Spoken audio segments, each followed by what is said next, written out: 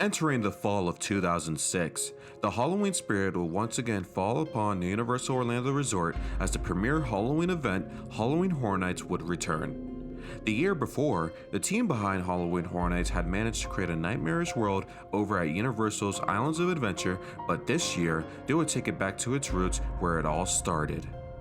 This is one celebration you do not want to miss because horror has come home. This is SP History.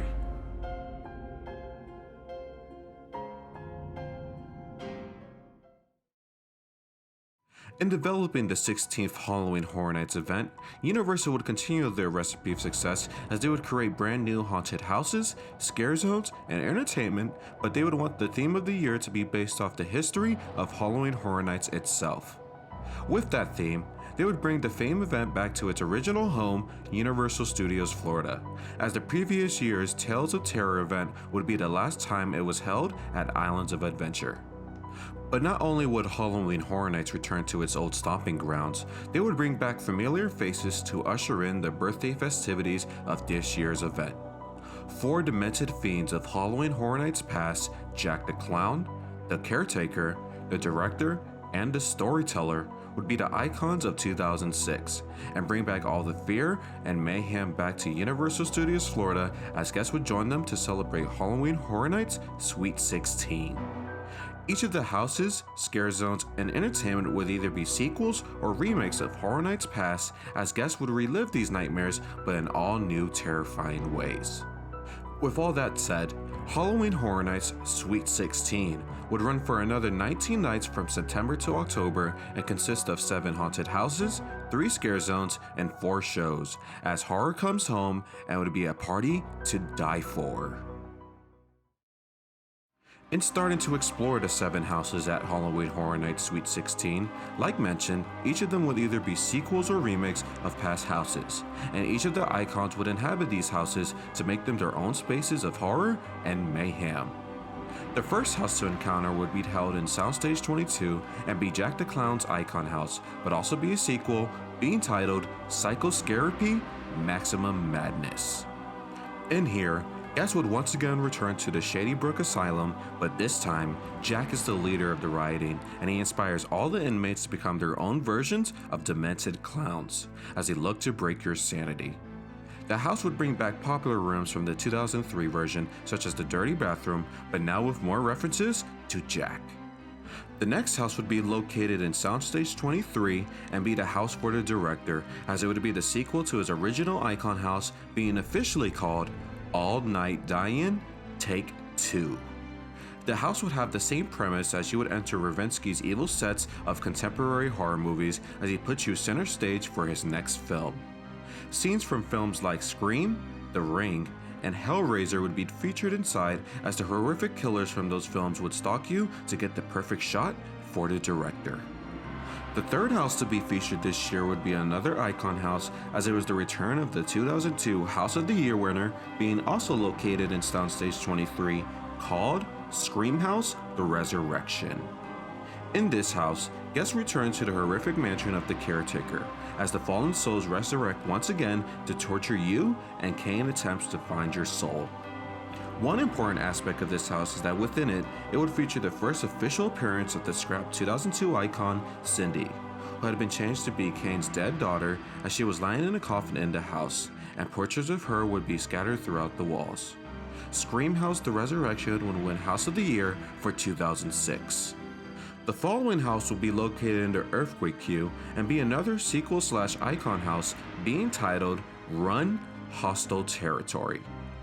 In the house, the once scrapped icon Eddie was back with a vengeance, as he runs an evil business where people are murdered and tortured for leisure by other chainsaw-wielding maniacs. The house will be loosely inspired by the 2005 film Hostel, but ultimately be the fully realized version of the original Run house in 2001.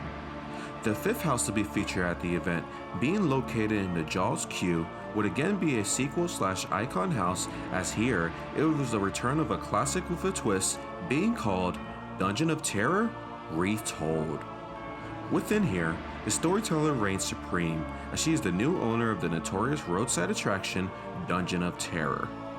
It is more decrepit than ever, as it now infested with the storyteller's loyal followers, and they lead you towards your doom.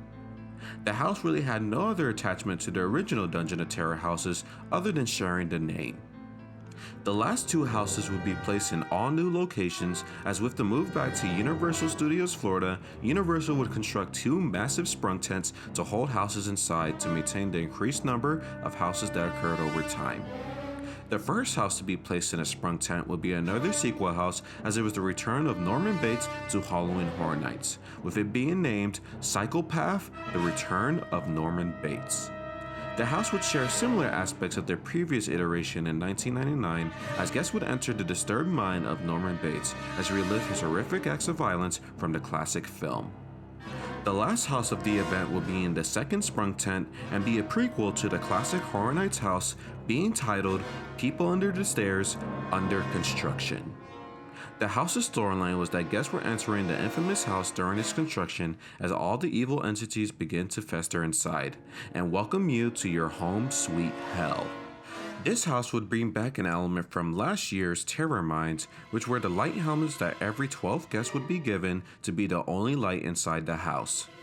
It was reported that it wasn't as effective this year as the house was too bright for the helmets' usage.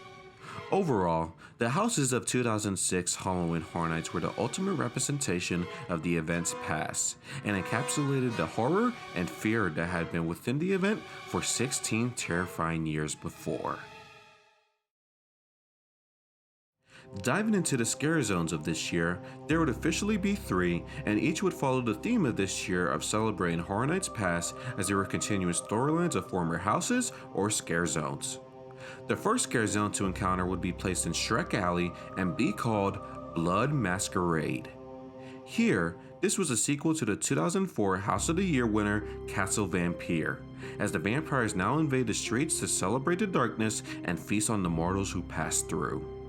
The second scare zone would be placed in the Newark area of the park and be a sequel to another 2004 house in which the zone was officially called Deatropolis Zombie Siege. In the zone, the zombie outbreak has found its way to the streets of New York, and you are found in the middle of it with no escape in sight. Zombies would roam all about while the military and vengeful bikers try to protect you from becoming one with the disease. The zone was said to be very intense as heavy metal rang throughout. The last official scare zone would be located in Central Park and be reminiscent to the 2004 scare zone Field of Screams, as this one would be called Harvest of the Souls. Inside here, Central Park has turned into a wicked field of evil, as pumpkin heads and living scarecrows roam about to make you one with the harvest. Though there were 3 official scare zones listed for the event, one more unofficial scare zone was placed in the streets of Hollywood within the park, as it was labeled as Horror Comes Home.